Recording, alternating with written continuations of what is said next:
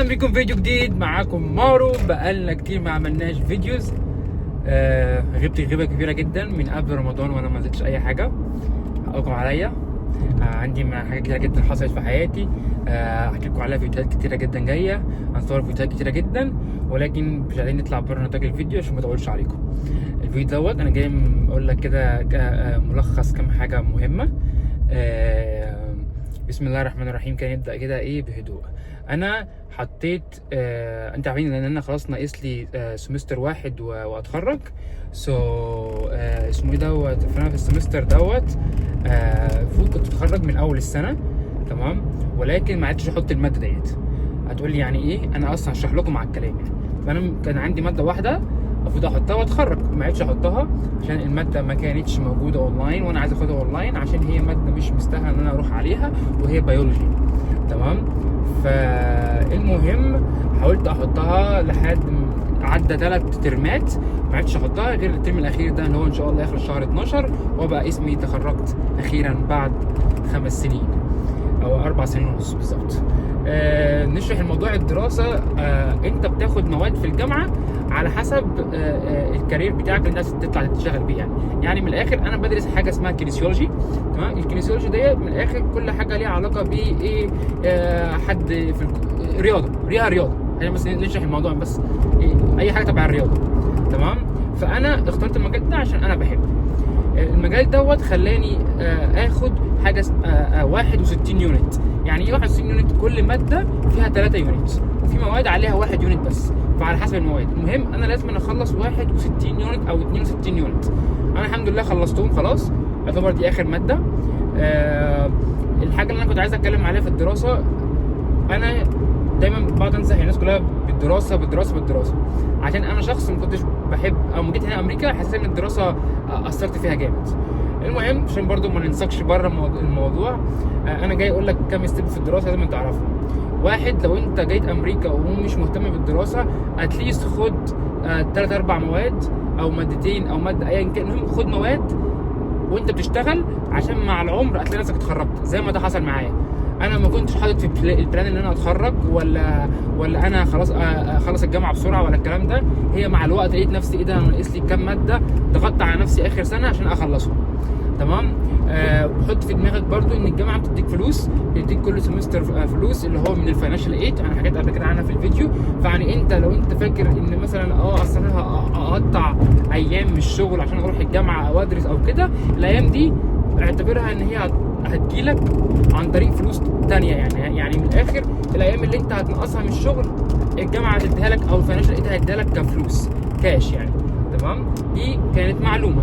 المعلومه الثانيه والمهمه، لو انت من الناس اللي زي كنت مش بخاف اروح الجامعه، بس كنت بحس ان انا انا الوحيد اللي مش ببقى فاهم النظام، انا الوحيد اللي مش هبقى بتكلم انجليش، انا الوحيد اللي مش عارف ايه، انا اكتشفت في الاخر ان مش انا الوحيد اللي كده. لما رحت الجامعه وفي الاول وبدات اتعلم انجليش، لقيت اني انا مش انا الوحيد اللي راح اتعلم انجليش، مش انا الوحيد اللي مش فاهم نظام الجامعه، مش انا الوحيد اللي كذا كذا كذا كذا. وهم عندهم ميزه هنا في امريكا بحس ان هي مش موجوده عندنا في مصر. الناس بتوع شؤون الطلبه، الناس اللي شغاله في الجامعه يعني، اللي بيقعدين في المكاتب وكده بيساعدوك. هم عايزين يساعدوك تاني، هم عايزين يساعدوك ده بجد والله العظيم. اقسم بالله العظيم 3 ان حرفيا فعلا في امريكا انا حسيت ان فعلا الناس بتشتغل الحاجه اللي بتحبها، ان فعلا اللي واخد شهاده او في المكان دوت هو بيحب الحاجه دي فهو عايز يشتغلها.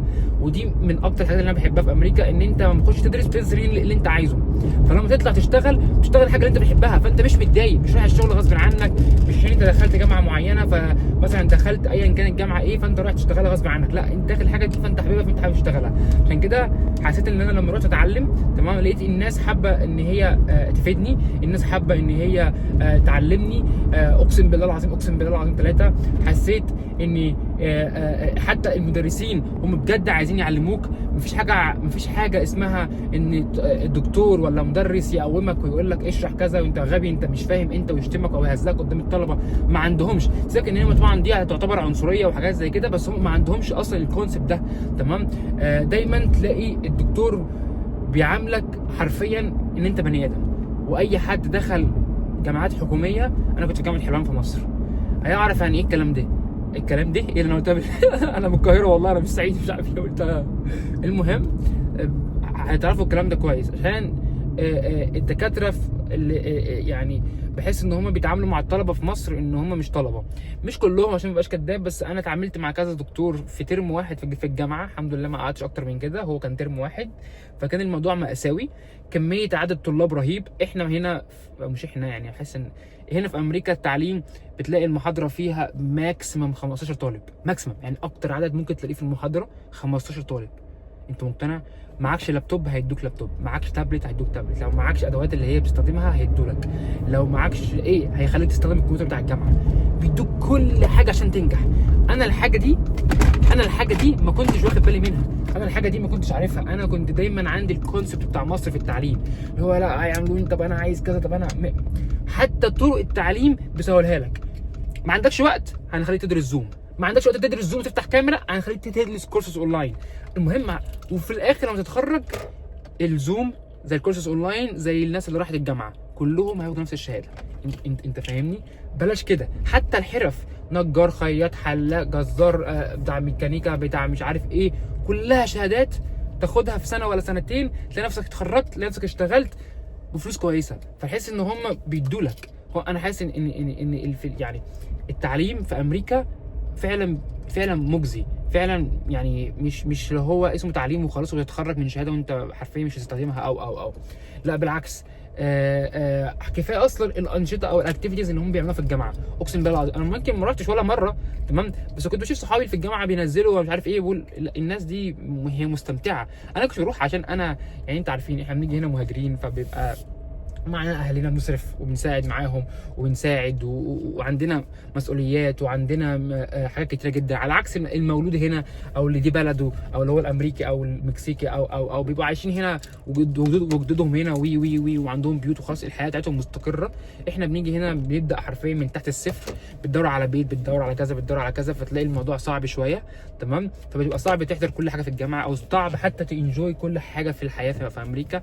ولكن انا دايما بقعد اقول لو انت من الناس اللي هي جايه امريكا ماشي، دايما حط الاساسيات دي في بالك، اللي هي عربيه، بيت، الكلام دوت، دي انت لو اشتغلت عليهم وحققتهم البايسبس باينه ماشي اوكي عشان انا بروح الجيم وكده. ف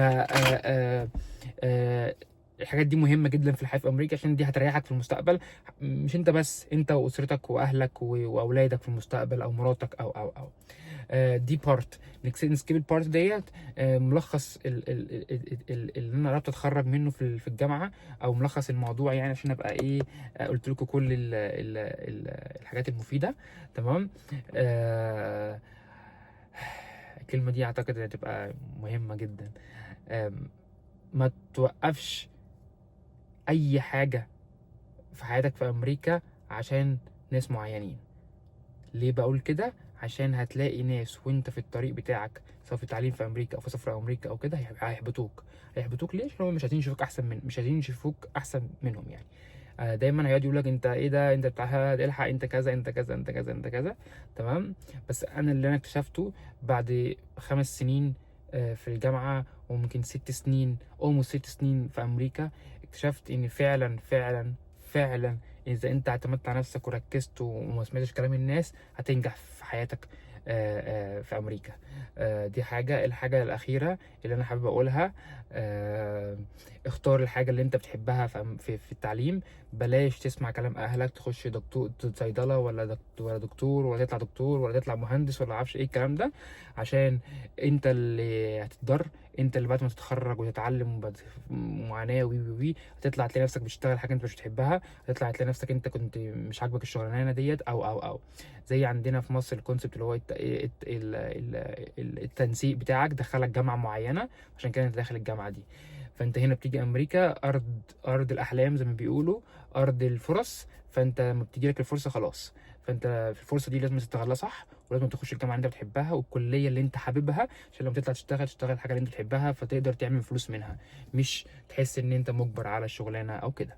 ده كان الفيديو، اقسم بالله العظيم 3 وحشتوني جدا جدا جدا، انا عارف ان انا مقصر معاكم في الفيديوهات، فده كان الفيديوز الجايه كلها هتبقى تحفه. واقول لكم ان انا حجزت التيكت بتاع كاس العالم بتاعت الاهلي في نيويورك وميامي، فهنصور فيديوز في ميامي ونصور فيديو في نيويورك، ومعايا اصحابي هناك، وان شاء الله معايا ناس هعمل انترفيوز مع اصحابي تاني وانزل لكم فيديو زي كده. متنساش تعملي فولو على الانستجرام لو انتوا مش عندي على الانستجرام، واشوفكم في فيديو جديد. بحبكم جدا جدا، سلام.